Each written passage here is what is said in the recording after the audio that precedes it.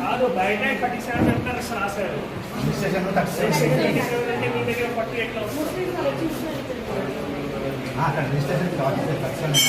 కరెక్ట్గా చెప్పు కరెక్ట్ కాదు